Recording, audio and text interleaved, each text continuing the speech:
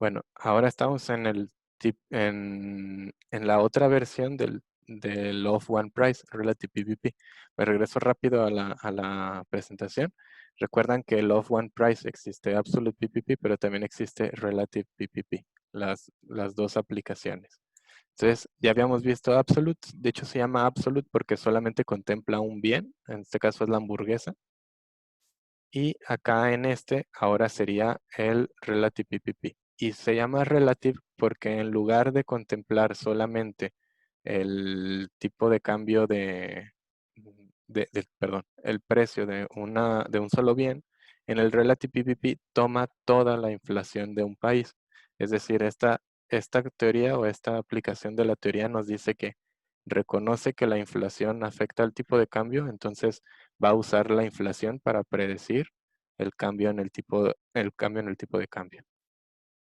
Bueno, aquí tenemos una fórmula.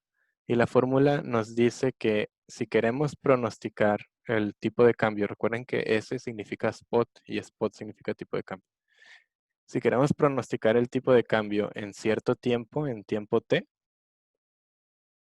necesitamos nosotros, eh, bueno, creo que no vale la pena que lo escriba con la pluma del PowerPoint. Lo que nosotros necesitamos hacer es poner aquí el tipo de cambio actual, por eso es spot en el tiempo cero, en el presente, y lo vamos a multiplicar por la diferencia en tasas de inflación.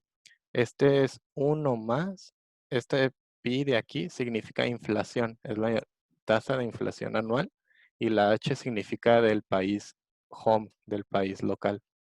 Entonces, por ejemplo, si quisiéramos pronosticar el tipo de cambio pesos contra dólares, usamos lo que tenemos el día de hoy, hacemos esta fórmula 1 más la inflación de México elevado a la T, y la T es tiempo, y en este caso sería tiempo en años. Por ejemplo, porque la tasa de inflación es anual, entonces esta T también es anual. Si queremos pronosticar para un año, entonces le ponemos 1. Si queremos pronosticar 2 años, le ponemos 2. Si queremos pronosticar 6 meses, le ponemos 0.5 a la T, ¿va?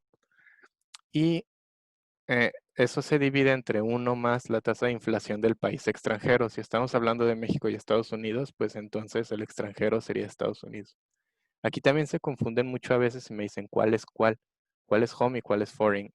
Está muy fácil. Fíjense cuando tengan el dato en su spot cero. Ahorita vamos a hacer un ejercicio, pero en el spot cero va a tener un tipo de cambio, ¿no? Vamos a pensar que es pesos sobre dólar, que ese fuera el spot, pesos sobre dólar, 20. Por lo tanto, el home va a ser pesos, el de arriba con el de arriba, y el foreign va a ser dólares. Entonces usan la tasa de México aquí y aquí la tasa de Estados Unidos. No se preocupen, vamos a hacer un ejercicio para que quede más claro. Creo que sería el siguiente video. Solo para cerrar, antes de pasar al ejercicio, eh, hoy estamos viendo el of one price, que como les dije es la primera teoría que salió sobre tipos de cambio.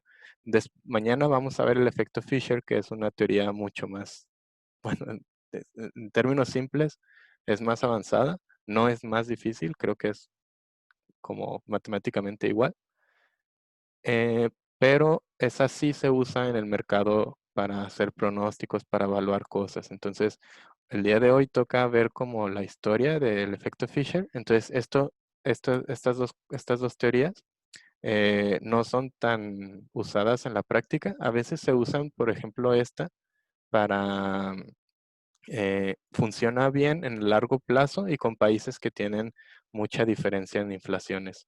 Por ejemplo, Argentina con Brasil, y en el largo plazo, como a 10 años, si te logra explicar algo. Pero en el corto plazo funciona mejor el Fisher. O entre países desarrollados, por ejemplo, funciona mejor Fisher. Entonces eso lo vamos a ver en la clase de mañana. Pero solo que recuerden que este tipo de cambio, esta Law of One Price, perdón, esta teoría de tipo de cambio, Law of One Price, es como la base de lo que vamos a ver más adelante. Entonces en el siguiente video vamos a hacer un problema en Excel.